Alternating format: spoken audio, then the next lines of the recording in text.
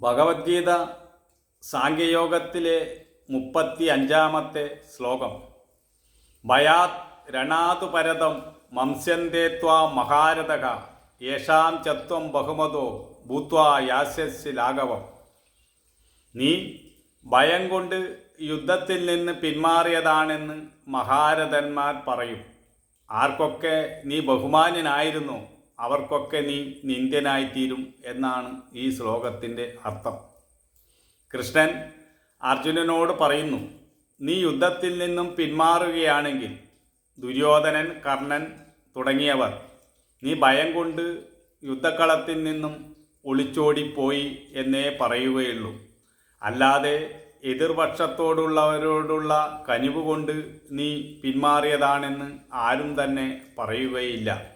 നിന്നെക്കുറിച്ചുള്ള എല്ലാ മതിപ്പും അതോടുകൂടി നഷ്ടപ്പെടും.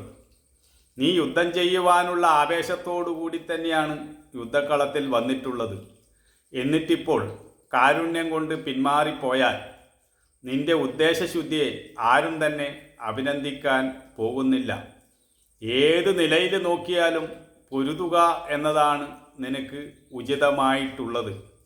നിന്റെ വ്യക്തിത്വം, നിന്റെ ജന്മനാലുള്ള സ്വഭാവം, നിന്റെ വീര്യം, നിന്റെ കഴിവുകൾ എല്ലാം പ്രയോഗിക്കുവാനുള്ള ഒരു അവസരമാണ് നിനക്ക് കിട്ടിയിട്ടുള്ളത്. ഈ അവസരങ്ങൾ പാഴാക്കിയിട്ട് നീ പിന്മാറുകയാണെങ്കിൽ ഒരു സിംഹം ഒരു പട്ടിയെപ്പോലെ ജീവിക്കുന്ന ഗതിയാകും നിനക്ക്. നിന്നെ ആരും തന്നെ അഭിനന്ദിക്കാൻ പോകുന്നില്ല. ദയ കാണിക്കേണ്ട ഒരു സ്ഥലമല്ല യുദ്ധക്കളം. ഇവിടെ പൊരുതുവാനുള്ള സ്ഥലമാണ്. യുദ്ധക്കളത്തിൽ വെച്ച് അനാവശ്യമായ ചിന്തക്കൊന്നും ഒരു സ്ഥാനവുമില്ല. അങ്ങനെ കാരുണ്യം കാണിക്കേണ്ട സ്ഥലമല്ല ഇത് എന്ന് ഒരു ക്ഷത്രിയനായ നിനക്ക് അറിയില്ലേ? നീ പഠിച്ച വിദ്യയെല്ലാം ഈ യുദ്ധത്തെക്കുറിച്ചാണല്ലോ, യുദ്ധതന്ത്രങ്ങളല്ലേ. അങ്ങനെയുള്ള നീ ഇവിടെ ഒരു യുദ്ധക്കളത്തിൽ വെച്ച് എതിർപക്ഷത്തോടുള്ള കാരുണ്യം കൊണ്ട് പിന്മാറുക എന്ന് പറഞ്ഞാൽ അതിന് എന്തൊരു അന്തസ്സാണുള്ളത്? ആരാണ് അതിനെ അഭിനന്ദിക്കാൻ പോകുന്നത്? അതിന് എന്തൊരു പിന്തുണയാണ് സമൂഹത്തിൽ നിന്ന് കിട്ടുക? അതുകൊണ്ട് എങ്ങനെ നോക്കിയാലും യുദ്ധത്തിൽ നിന്ന് പിന്മാറാതെ അതിനെ പൊരുതുക എന്നതു തന്നെയാണ് അർജുന നിൻ്റെ മുന്നിലുള്ള ഒരേ ഒരു വഴി എന്ന് കൃഷ്ണൻ അർജുനനെ ബോധിപ്പിക്കുകയാണ്. നമ്മൾ ഒരു വിഷമസന്ധിയിൽ അകപ്പെട്ടാൽ നമ്മുടെ ആന്തരിക സംഘർഷം വർദ്ധിച്ചു കൊണ്ടേയിരിക്കും. ആ സമയത്ത് നമുക്കൊരു തീരുമാനവും എടുക്കുവാൻ കഴിയുകയില്ല. ഇപ്പോൾ തോന്നും ഒരു കാര്യം ശരിയാണെന്ന്, അടുത്ത നിമിഷം അത് തെറ്റാണെന്ന് തോന്നും. ഇങ്ങനെ മനസ്സ് അങ്ങോട്ടും ഇങ്ങോട്ടും പിടിവലി നടത്തിക്കൊണ്ടിരിക്കും. ഇതിനെയാണ് ധർമ്മസങ്കടത്തിലാവുക എന്ന് പറയുന്നത്. ഇത്തരം സാഹചര്യത്തിൽ തളർന്നു പോകാതെ അതിനെയൊക്കെ അതിജീവിച്ച് മുന്നോട്ട് പോകാൻ നമുക്ക് കഴിയണം. ഇല്ലെങ്കിൽ ഭയം കാരണം ഇത്തരം സാഹചര്യത്തിൽ നിന്നും നമ്മൾ പിന്മാറിയാൽ പിന്നെ നമുക്ക് യാതൊരു ആത്മവിശ്വാസവും ഉണ്ടാവില്ല. ഒരു കാര്യത്തിൽ നമുക്ക് ധൈര്യമുണ്ടാവില്ല. പിന്നെ നമ്മുടെ ജീവിതം മുഴുവൻ ഒരു പരാജയം മാത്രമായി തീരും. അങ്ങനെയുള്ള ആളെ ആരും അംഗീകരിക്കുവാനും പോകുന്നില്ല.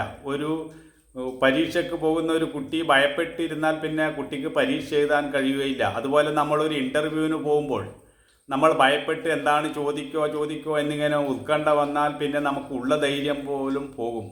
അതുകൊണ്ട് ഏതൊരു സാഹചര്യത്തിലും പ്രതിബന്ധങ്ങളെയും പ്രതിസന്ധികളെയും അതിജീവിച്ച് മുന്നോട്ട് പോകാൻ നമ്മൾ ശ്രമിക്കണം. സാഹചര്യത്തിലേ നമ്മുടെ കരുത്തും ദൗർബല്യവും നമ്മൾ തിരിച്ചറിയുകയുള്ളൂ. അത്തരം ഘട്ടത്തിലാണ് നാം നമ്മെ തന്നെ മുഖത്തോട് മുഖം കാണുന്നത്. അപ്പോൾ നമ്മൾ എത്രമാത്രം ധൈര്യമുള്ളവനാണ് ദുർബലനാണെന്നെല്ലാം തിരിച്ചറിയും. അങ്ങനെ ആ ദൗർബല്യത്തെ തിരിച്ചറിഞ്ഞ് അതിനെ തിരുത്തി മുന്നോട്ട് പോകാൻ കഴിയണം. അതാണ് കൃഷ്ണൻ ഇവിടെ അർജുനനെ ബോധിപ്പിക്കുന്നത്. അർജുനൻ്റെ മനസ്സ് തളർന്നു പോയിരിക്കുന്നു. അർജുനൻ പേര് കേട്ട ധീരനായ വില്ലാളി വീരനാണ്. പക്ഷെ ഒരു പ്രതിസന്ധി വന്നപ്പോൾ കൈയും കാലും ഒക്കെ വിറക്കാൻ തുടങ്ങി. മനസ്സ് തളർന്നപ്പോൾ ശരീരവും തളർന്നു. ഗാണ്ഡീവം പോലും കയ്യിൽ നിന്ന് വീണു. ഇത്തരം സാഹചര്യങ്ങളൊക്കെ മനുഷ്യനുണ്ടാവും എന്നതാണ് ഇവിടെ കാണിക്കുന്നത്. അത്തരം സാഹചര്യത്തിൽ നമ്മൾ എന്ത് ചെയ്യണം എന്നതാണ് ഇവിടെ പറയുന്നത്. അവിടെ തളർന്നുകൊണ്ട് വിലപിച്ചുകൊണ്ട് കാര്യമില്ല. നമ്മുടെ കയ്യിലൊരു മുറിവുണ്ടായി, അയ്യോ മുറിവ് എന്ന് പറഞ്ഞ് കരഞ്ഞതുകൊണ്ട് കാര്യമില്ല. അതിന് വേണ്ട മരുന്ന് വെക്കുക, അതിന് വേണ്ട ട്രീറ്റ്മെൻറ്റ് എടുക്കുക. അതാണ് അതിനുള്ള പരിഹാരം. ഒരു പ്രശ്നം ഉണ്ടായിട്ടുണ്ടെങ്കിൽ അതിനുള്ള പ്രതിവിധിയും ഈ ലോകത്തുണ്ട്. പക്ഷെ ആ പ്രതിവിധി നമ്മൾ കണ്ടെത്തണം.